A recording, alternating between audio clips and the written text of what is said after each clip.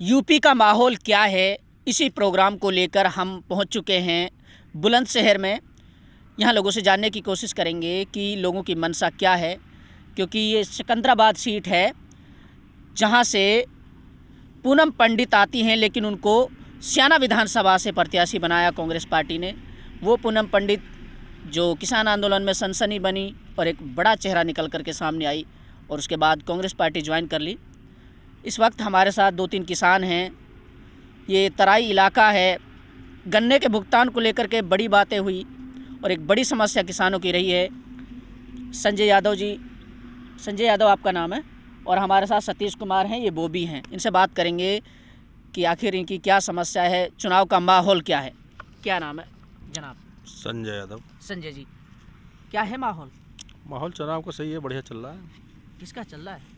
दोनों पार्टियां बढ़िया चल रही लड़ रही हैं, प्यार मोहब्बत में। 2 पार्टियां ही हैं सूबे की? हाँ बिल्कुल बिल्कुल, हमारे यहाँ तो 2 ही पार्टी लड़ रही हैं। हमारे नज़दीक तो बहुत पार्टियां हैं। ये आपके नज़दीक होंगे, हमारे यहाँ तो सिर्फ 2 ही पार्टी लड़ रही है। जैसे समाजवादी पार्टी और बीजेपी, दोनों ही लड़ रही हैं। समाजवादी पार्टी गठबंधन के साथ चुनाव मैदान में है। गठबंधन के साथ और बढ़िया लड़ रही हैं दोनों ही। जब इतनी मजबूत है समाजवादी पार्टी, तो ये गन्ना किसान हैं संजय यादव जी, इन्होंने पहले गन्ना खिलाया, हमें बैठाया और फिर समस्याएं बताई, फिर कैमरे के सामने अब हम लोग बातचीत कर रहे हैं। मतलब बदलाव चाहती है जनता। जनता बदलाव तो चाह ही रही है। उसके कारण काफ़ी हैं। जैसे कि आवारा पशु हमारे यहाँ इतने हैं कि उनका कोई भी किसी तरह का कोई इंतजाम नहीं है इस समय। अच्छा, ये समस्या अखिलेश की सरकार में नहीं रही क्या? नहीं थी, इतनी नहीं है, थी उसमें भी। अब बढ़ने की वजह क्या मानते हैं? पता ये जाने गवर्नमेंट क्या है, कहाँ से आ गए पशु लोग तो खैर हम लोग ही पालते हैं जी, जैसे कि, लेकिन ये छोड़े जाने इनको ना कुछ इंतजाम होना चाहिए था। अच्छा, तो जो वर्तमान की जो सरकार रही है, क्या खामियां रही? खामियां तो कुछ नहीं, बढ़िया काम कर रही है, सब फर्स्ट क्लास कर रही है, लेकिन परिवर्तन चाहती है पब्लिक आज का। जब बढ़िया काम हो रहा है तो परिवर्तन कैसा? सत्ता परिवर्तन होना चाहिए, इसमें क्या है, जब भी तो काम होंगे, नहीं होंगे बताइए आप लोग। 1 साल से ज़्यादा आपको गाजीपुर बॉर्डर। अच्छा, एक चीज़ बताइए, गन्ने की बड़ी समस्या रही है किसानों की, और जो तराई इलाका है इसमें तो मोस्टली गन्ने की खेती की जाती है, और इसके भुगतान को लेकर के कि इसके रेट नहीं बढ़ाए जा रहे हैं। और अब जब चुनाव नज़दीक आया तो योगी सरकार ने 20 से 25 रुपये बढ़ा दिए। क्या आपको नहीं लगता कि ये एक चुनावी कार्ड था? हाँ बिल्कुल, चुनावी कार्ड, जबकि इससे कोई फ़ायदा नहीं हुआ है। 25 रुपये से कम 100 रुपये तो कम से कम बढ़ना चाहिए था।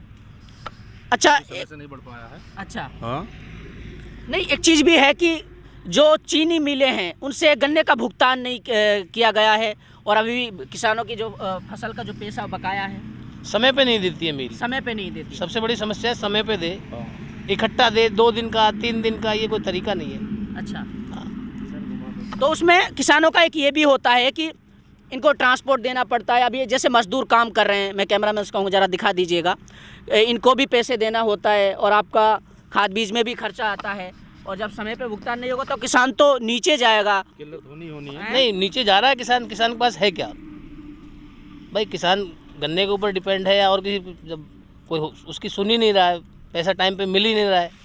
मजदूरों को बेचारा कहाँ से इकट्ठा करके दे, खाद बीज के लिए कहाँ से दे? इधर उधर से देना पड़ता है, लेके मानो आपसे ले लिया, कर्जबंद होता चला जा रहा है किसान। तो इसमें सरकार की खामियां रही हैं, जो चीनी मिलें सही से भुगतान समय पर नहीं कर पाती हैं। समय से पेमेंट सरकार की रही है, पूरी सरकार की रही है, इसमें कोई दो राय नहीं है।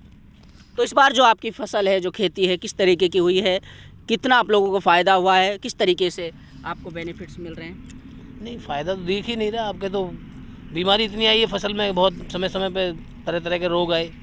अब किसान के पास पैसा होता, टाइम पे पैसा होता तो उसका स्प्रे वगैरह करता। जब मिल ने पैसा ही नहीं दिया तो स्प्रे भी नहीं कर पाया।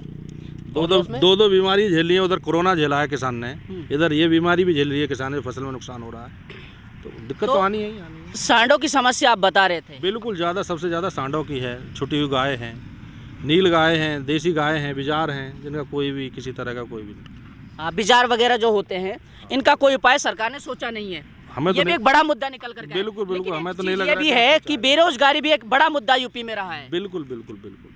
सरकार कहती है कि 4.5 लाख रोजगार हमने दिए हैं। हमें तो नहीं दिखाई दे रहा कहीं भी 4.5 लाख। ये किसान बेचारे हमारे बेचारे डोले हैं बच्चे, ये पढ़े लिखे बच्चे हैं। बीकॉम पढ़ा हुआ है, कहाँ ये बताओ, अच्छा, युवाओं को रोजगार मिला है? हाँ, जो एबल हैं, जो लायक हैं, उनको मिल रहा मिल रहा है? मिल रहा। तो सही से नौकरियां निकल रही हैं? हाँ, नौकरी वैकेंसीज तो निकल रही हैं, पर जो जितनी चाहिए उतनी कहाँ निकल पा रही। फिर भी जो मेहनत कर रहे हैं वो अभी भी लग रहे हैं। तो क्या है माहौल इस बार? बीजेपी।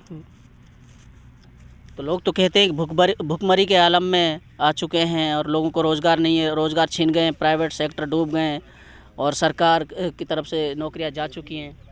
कहाँ गई, किसकी गई, बताओ तो सही। प्राइवेट सेक्टर है तो प्राइवेट सेक्टर में नौकरी कहाँ जा रही है? कोरोना की वजह से वो मतलब जो नौकरी नई ना निकल रही, लेकिन जो हैं वो तो हैं, जो काम कर रहे हैं वो तो अभी भी हैं, क्यों ना। अब मैं मेहनत ना करूँ, मैं अपने घर बैठूँ? हाँ बिल्कुल हैं? अच्छा, ये मोहब्बत है हमारी। क्या बोल रहे हैं? यही तो मोहब्बत है हमारी। अच्छा, आप सपाही हैं और ये बीजेपी है? ना, किसान है, पार्टी से रिलेटेड। इस समय हम दोनों किसान हैं यहाँ, ना कोई समाजवादी है ना कोई बीजेपी है। अच्छा, आप बीजेपी को सपोर्ट करते हैं, आप किसान हैं। हाँ। जो किसानों का आंदोलन चला, 3 जो कृषि बिल लाए गए सरकार के द्वारा, आप उनको कितना सही और गलत ठहराते हैं? उनके बारे में पूरी जानकारी नहीं, और जो अब मतलब पहले वो कर दिए फिर वापस कर दिए, तो कर दिए ना वापस वो। नहीं, किसानों की मांग थी कि हमें तो गन्ने का भुगतान सही से चाहिए, हमारे रेट बढ़ाए जाएं। हाँ, और सरकार ने नहीं बढ़ाए।